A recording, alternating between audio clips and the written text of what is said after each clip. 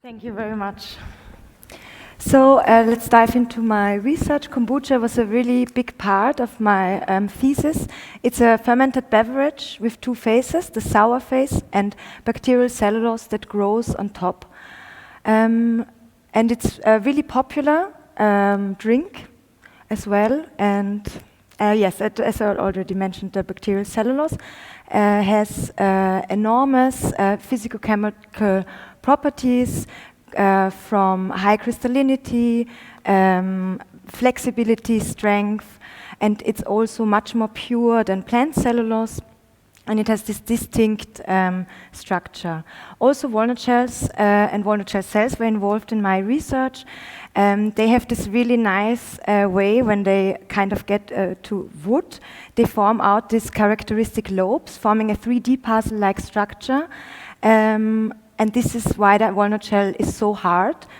And here you can see how I tried to make my material. First I had the kombucha fermentation, where I got the bacterial cellulose from. And then I did the walnut shell maceration, where I got the single walnut shell cells. I added 2 flexibility agents, blended it, and dried it at room temperature with a water weight.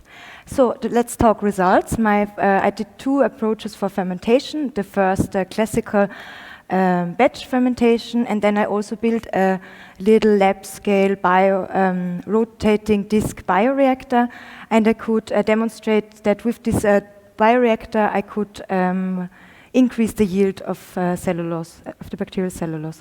So, and then I started to think about how can I mix all my ingredients together, what concentration makes sense and what not. And I very soon found out, okay, there's a certain threshold over which the walnut shell concentration doesn't make any sense to increase. And I came up with these 4 main components with 0, 15, 30, and 45% walnut shell cells. I wanted to test different concentration to see really the impact of the increasing shell cell concentration. Exactly, and you can see that. You can see the pictures here. So, and let's have a look inside. I have my 4 main composites, and the white arrows point to the most likely glycerol agar patches, and the blue arrows point to the walnut shells. And it is really visible that the material itself is not so homogeneous.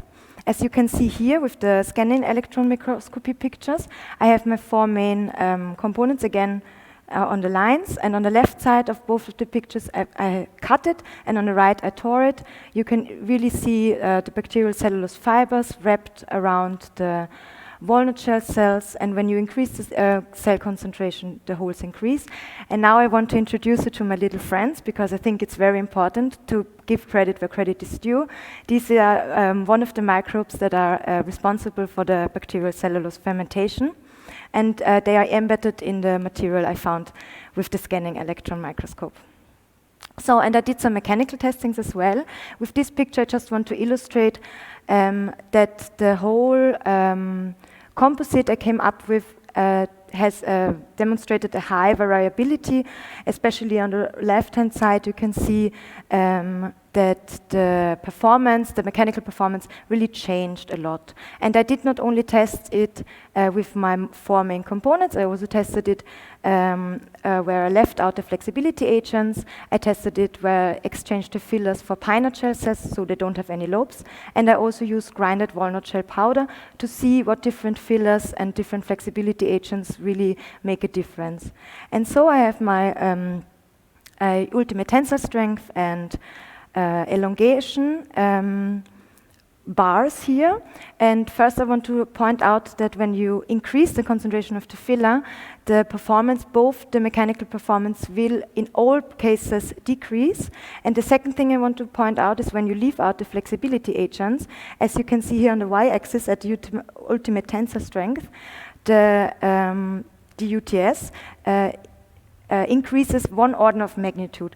So the things you put into the composite really make a difference, and it can be really a high difference.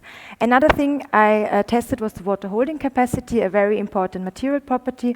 I tested it, of course, on my 4 main components, and then also on the grinded walnut shell component, and I did also testings with different fermentation method to see what change the fermentation method has. And you can see here, when you increase the walnut shell cell concentration, the water holding capacity also increases, which makes perfect sense because the walnut shell cells itself is also cellulose, and cellulose is a hydrophilic substance. And with these two graphs, I also wanted to demonstrate that it's really important to conserve your methodology and to really use one specific way of fermenting things, because when you change the fermentation method, you will have different water content in your bacterial cellulose, and this in turn will change again the material properties. And here I want to introduce you to my main component I then found out combining all these results. It's the one with 38% walnut shell cells. I colored the shell cells in yellow. And with this, I wanted to see if I can make further applications. And before that, I wanted to see if I can change the hydrophilic property of this material. And I did some contact angle measurements. And it was really possible to seal the surface with natural impregnation agents to really change this behavior when it comes to water. And finally, I want to show you what I came up with for applications. I have my book here in my hand, so it's really possible to find things to do with this material. You can glue it, you can sew it also with the sewing machine, also by hand, and in the end it was also possible to make some patterns and some coloring. So thank you for your attention, and if you have any questions, I'm here.